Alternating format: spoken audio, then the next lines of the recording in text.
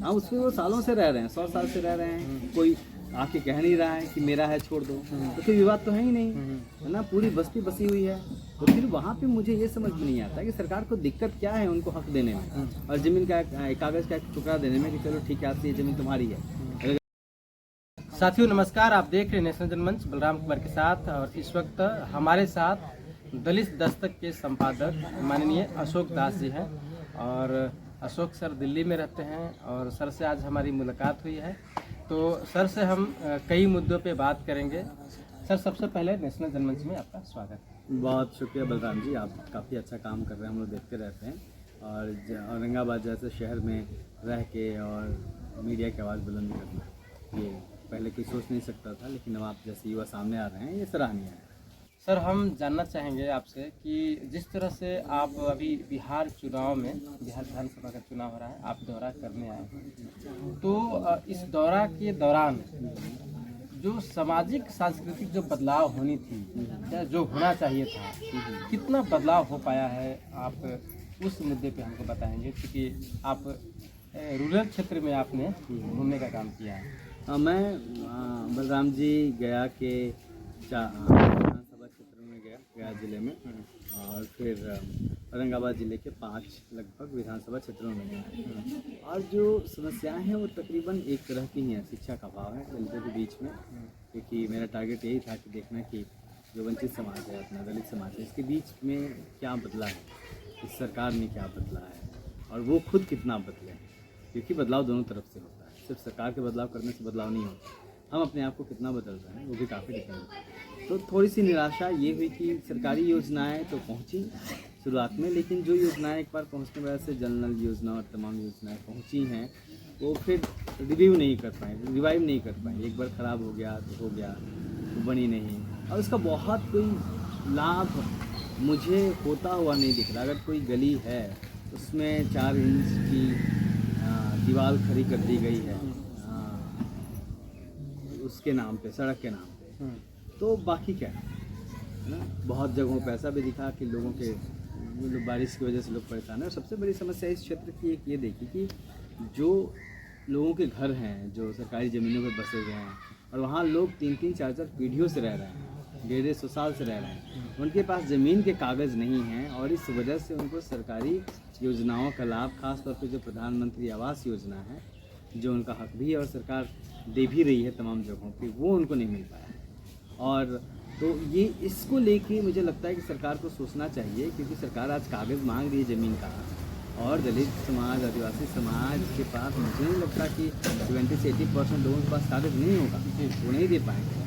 क्योंकि कब कौन 150 साल 100 साल पहले कहाँ बसा, किस ज़मीन पर बसा, किस परिस्थिति में बसा, उसकी कहानी सबको पता है ना। तो वो कागज़ कहाँ से देंगे। लेकिन जब सरकार उसी आधार पे, उसी पते पे आधार कार्ड बना रही है, उसी पते को मानते हुए वोटर आईडी कार्ड बना रही है, तो उसी पते को मानते हुए वो उनके लिए कागज़ की व्यवस्था क्यों नहीं करती। सरकार एक अपनी तरफ से उनके लिए कागज़ दे कि ठीक है, अब ये आप कागज़ लो, इससे आपका अपना हक हुआ। क्योंकि देखिए वो कोई विवादित ज़मीन तो है नहीं, हाँ, उसमें वो सालों से रह रहे हैं, 100 साल से रह रहे हैं। कोई आके कह नहीं रहा है कि मेरा है छोड़ दो, तो कोई विवाद तो है ही नहीं, है ना। पूरी बस्ती बसी हुई है। तो फिर वहाँ पे मुझे ये समझ में नहीं आता कि सरकार को दिक्कत क्या है उनको हक देने में और ज़मीन का कागज़ का एक टुकड़ा देने में कि चलो ठीक है, आपसे ये ज़मीन तुम्हारी है। अगर सरकार के मन में कोई और योजना है, सरकार नहीं देना चाहती, सरकार उस क्षेत्र का विकास करना चाहती है, मान लीजिए सड़क किनारे जो घर उसको तोड़ के रोड का चौड़ीकरण करना चाहती है, या तो सरकार ये चाहती है कि हम किसी और तरीके से काम करें, तो सरकार का दायित्व है कि वो कहीं कॉलोनी बसाएं, हर किसी को एक आवास दे जहाँ वो रह सके। आवास तो चाहिए ना। बिल्कुल। जैसे आम जनता की या हर लोगों के लिए मूलभूत आवश्यकता होती है रोटी, कपड़ा, मकान। तो जब ज़मीन ही नहीं है तो लोग बसेंगे कहाँ, एक समस्या है और सरकार को इसकी जरूरत है। देखिए बहुजन महापुरुष कहते रहे हैं कि जो सरकारी है लोगों इसको लेके, क्योंकि उनके पास ज़मीनें नहीं थी, समाज के पास ज़मीन नहीं था, तो ज़मीन कैसे होगा, ज़मीन पैदा तो होगा नहीं, और उसकी आर्थिक स्थिति इतनी अच्छी नहीं है कि शहरों में जाकर ज़मीन खरीद के रहे। तो जो सरकारी ज़मीन है उस पर हक पहले भी दिया जाता रहा है, ये कोई अनोखा काम नहीं है ना। तमाम जो बहुजन समाज पार्टी की सरकार आई थी तो दिया गया था, तो ये हक आप भी दे सकते हैं, तमाम स्टेट की सरकारें दे सकती हैं, उनको देना चाहिए। तो हम इस पे बात करना चाहेंगे सर कि जैसे कि जो बिहार का जो इलाका है, बिहार का जो यहाँ का जो कल्चर है, तमाम चीज़ें हैं, और पहले जो 90 के दशक में जो राजनीति शुरू हुआ, सामाजिक आंदोलन तेज हुए, या बिहार कहिए या उत्तर प्रदेश कहिए, सटा हुआ क्षेत्र है, राज्य है, वहाँ तमाम लोगों ने काम किया, चाहे मान्यवर कांशीराम है, और प्रिया ललित सिंह यादव हैं, चौधरी महाराज सिंह भारती हैं, रामस्वरूप वर्मा जी हैं, जिन्होंने अर्जक संघ की स्थापना किया। तमाम लोगों ने वहाँ काम किया। वही काम यहाँ पे बाबू जगदेव प्रसाद ने भी किया, और कहा जाता है कि उन्होंने यहाँ सामाजिक राजनीति का आधारशिला रखा। जिस तरह से जगदेव प्रसाद ने यहाँ रखा, कांशीराम साहब वही कर रहे थे वहाँ। तो ये चीज़ों की जो फायदा है, कितना बदला है समाज, और लोग आज बोलने के लिए जो आज कल तक नहीं बोल पाते थे, आज अपनी बात कह रहे हैं। तो क्या लगता है कि ये बदलाव अभी भी जरूरी है कि हो गया है? देखिए, बदलाव एक सतत प्रक्रिया है। हर चीज़ पहले से बेहतर होनी चाहिए। जैसे जो दौर था जिसका जिक्र कर रहे हैं आप, जब लालू यादव का शासन आया था, है ना, तो एक कहा जाता है कि लालू यादव ने आवाज़ दी दलितों को, पिछड़ों को। लेकिन मेरा मानना है कि लालू यादव जी अपनी सरकार में और बेहतर काम कर सकते थे, क्योंकि उस समय गठबंधन की सरकार नहीं थी, उनकी सरकार थी, फुल सपोर्ट था। तो वो और बिहार को और बेहतर बना सकते थे, खासतौर पे वंचित समाज के लिए, जिसकी वो बातें करते थे। वहाँ कमी दिखती है, विजन की कमी दिखती है कि आपको 10 साल 15 साल सत्ता मिली, लेकिन आप उस चीज़ को कर नहीं पाए जो किया जा सकता था। देखिए, आप बहुजन समाज पार्टी की सरकार देखिए, बहन जी आए, कितनी चीज़ें बदल गई, क्योंकि विजन था माननीय कांशीराम जी का, बहन जी का विजन, मूल बात विजन का है। तो विजन था तो बदल गया। यहाँ पे विजन नहीं था, सत्ता हासिल करना, सत्ता से बेदखल करना था। तो आपने ललकारा दलितों को, बहुजनों को कि हमारी सत्ता होनी चाहिए, है ना, बुरा बाल नहीं चलेगा, एंड ऑल दैट। तो उससे एक समाज का बड़ा वर्ग जगह, बहुजन समाज जगह, तो वो चीज़ हुई भी। लेकिन उसके बाद क्या, सत्ता आपको सौंप दी समाज के लोगों ने, लेकिन उसके बाद आपने क्या किया? उनके पास विजन रहता तो जो चीज़ें, जैसे सड़क, नाली, गली, जिसका ढिढोरा पीट के नीतीश सरकार आज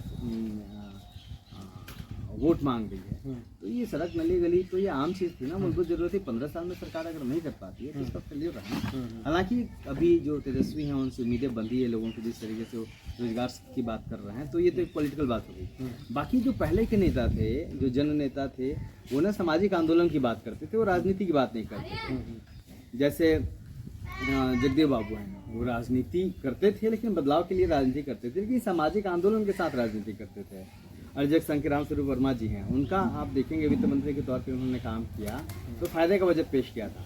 तो विजन था उनका, एक सामाजिक न्याय के साथ साथ समाज को कैसे बढ़ाना है, दोनों चीज़ें थी। आज क्या है कि सत्ता तक लोग, जो आज के वक्त में जिनको आप बहुजन नेता कहते हैं, चाहे वो कोई भी हो, यूपी में हो, बिहार में हो, जिसका अलग अलग किस्म में हो, उनकी पहली प्राथमिकता सत्ता होती है, सामाजिक बदलाव नहीं होता। सामाजिक बदलाव पीछे छूट गया है। तो सत्ता तो हमने हासिल कर ली, लेकिन सामाजिक बदलाव नहीं करता, है ना। तो विजन डॉक्यूमेंट जो है वो एक कमी मुझे महसूस होती है। शराबबंदी पे लोग सवाल उठा रहे हैं, और हमें जैसा लगता है कि शराबबंदी बहुत अच्छा फैसला है सरकार का। आप क्या सोचते हैं? देखिए, शराबबंदी अच्छा फैसला तब है जब आप शराबबंदी कर दें।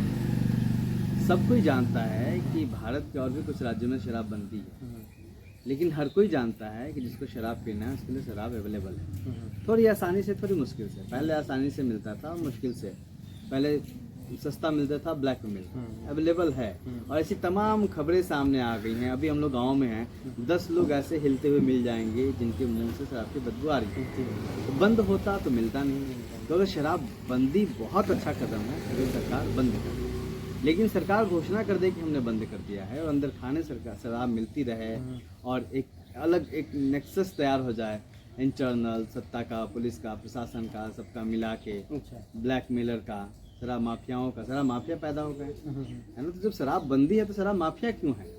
शराब बंदी है तो लोग पी के टहलते हुए क्यों दिख रहे हैं, है ना। तो ऐसी बंदी किस काम की? इससे अच्छा है कि शराबबंदी ना होती। कहीं ना कहीं प्रशासन की त्रुटियां सामने आ रही हैं। निश्चित तौर पे देखिए, अगर शराब बिक रहे हैं, ब्लैक में मिल रहे हैं, लोग पी के घूम रहे हैं, तो कहाँ से आ रहे हैं? सड़क से ही तो आ रहे हैं, दूसरे स्टेट से ही तो आ रहे हैं। अगर यहाँ भी बन रहे होंगे तो कहीं तो बन रहे होंगे, है ना। तो जो पुलिस महकमा है इतना बड़ा है, उसके अपने अपने लोग होते हैं, सब पता होता है उनको कहाँ क्या हो रहा है। फिर भी चीज़ें चल रही हैं, तो कहीं ना कहीं एक संरक्षण तो रहता ही है। हमें लगता है कि जो हमारा गरीब समाज है, गरीब तबका है, उसको सबसे ज़्यादा नुकसान शराब से ही होता है। सबसे ज़्यादा अगर नुकसान शराब से होता है और शराब की वजह से वो शिक्षा से भी दूर होते चला जाता है, या समाज या जीवन की जो मूलभूत चीज़ें हैं उससे भी वो दूर होते चला जाता है। तो क्या लगता है कि ये समस्या कैसे समाप्त होगा जागरूकता से? देखिए, मनुष्य और पशु में एक फ़र्क है बुद्धि का। मनुष्य के पास बुद्धि है, पशु के पास बुद्धि नहीं है। इस वजह से वो अलग है। मनुष्य ने जो विकास किया उसी बुद्धि की वजह से किया। शराब एक ऐसी चीज़ है जिसको पीने के बाद वो बुद्धि रुक जाती है, बंद हो जाती है। आपकी सोचने समझने की क्षमता खत्म हो जाती है। जब आप अपने पैरों पे खड़े नहीं रह पाते तो फिर आप क्या सोच समझ पाते, है ना? तो निश्चित तौर पे जब शराब जो है वो पूरा इंसान के स्वास्थ्य के लिए तो हानिकारक है ही, उसके परिवार के लिए हानिकारक है, समाज के लिए हानिकारक है, और व्यक्ति कहीं ना कहीं कुंद होता जाता है ना। वो अपने अधिकारों को लेकर, तमाम चीज़ों को लेकर बहुत जागरूक नहीं हो पाता, फिर वो आगे कैसे बढ़ेगा, है ना? तो ये समाज का उत्थान कैसे संभव है, किन किन बिंदुओं पर अगर लोग फोकस करें? आज सबसे देखिए, किसी व्यक्ति का उत्थान तब होगा जब वो आत्मोत्थान करे। तथागत बुद्ध ने 5 शीलों की बात कही है ना, कि व्यभिचार नहीं करूँगा, शराबखोरी नहीं करूँगा, जीव हत्या नहीं करूँगा, तमाम चीज़ों पंचशील कहा जाता है। और देखिए, हर जगह हर स्कूल में यही चीज़ें सिखाई जाती हैं, अच्छे से रहना, अच्छे से जीवन जीना, साफ सफाई से रहना। इस समाज का विकास तभी होगा जब ये समाज चाहेगा कि उसका विकास हो। ठीक है, बहुत सारी चीज़ें हैं जो हमारे समाज के भीतर में कमी है, वो हमारी कमी है, उसके लिए कोई सरकार दोषी नहीं। सरकार स्कूल बना के दे रही है।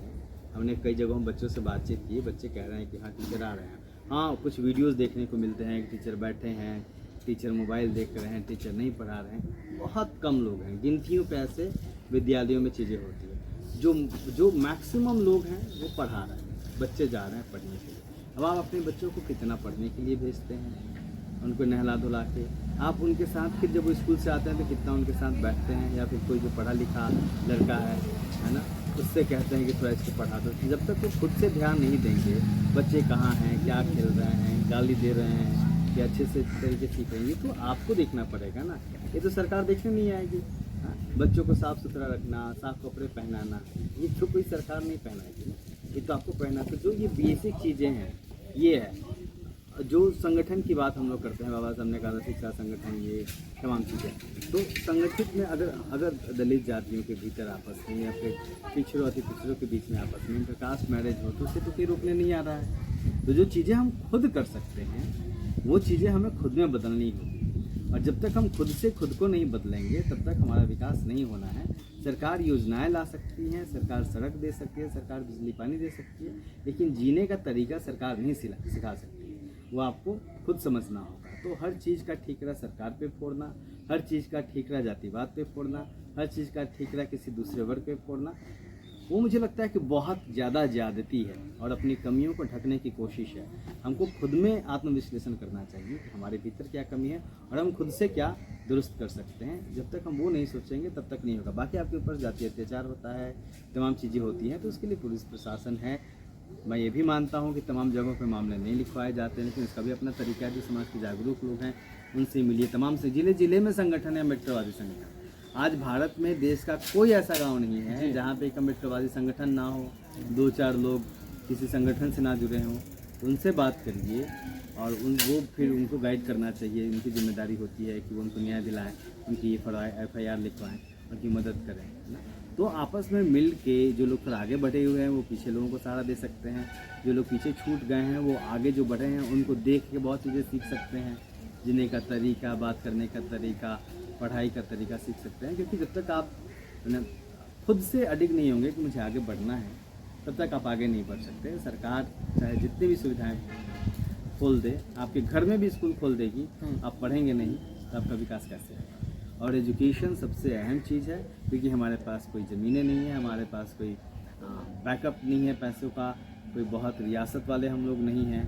तो हमारा जो उत्थान है वो शिक्षा से ही होगा, क्योंकि शिक्षा के जरिए हम समझदार होंगे। चाहे प्राइवेट नौकरी करेंगे, चाहे सरकारी नौकरी करेंगे, उससे पैसे कमाएंगे, फिर अपने परिवार को बेहतर बनाएंगे। तो मेरी समझ यही क्या है। सर, बहुत अच्छा लगा आपसे बात करके। आगे आप तभी बढ़ सकते हैं जब आप शिक्षा से आप जुड़ेंगे, अपने जीवन में जो मूलभूत समस्याएं हैं उसको सरकार- दूर करने की बिल्कुल। कोशिश करेंगे। बिल्कुल सरकार सहारा दे सकती है ना। मैंने कहा ना, सरकार स्कूल दे सकती है, पढ़ना आपको है। बिल्कुल, सरकार जिस तरह से लोक कल्याणकारी कार्यक्रम चलाते हैं, उस कार्यक्रम का भी फायदा तभी मिल सकता है जब आप जागरूक होंगे, समझदार होंगे। और हमारी बातचीत कैसी लगी कमेंट करके बताने का काम करेंगे। सभी दर्शकों से मेरा आग्रह है, नेशनल न्यूज़ को लाइक करें, कमेंट करें, शेयर जरूर करें। धन्यवाद, शुक्रिया।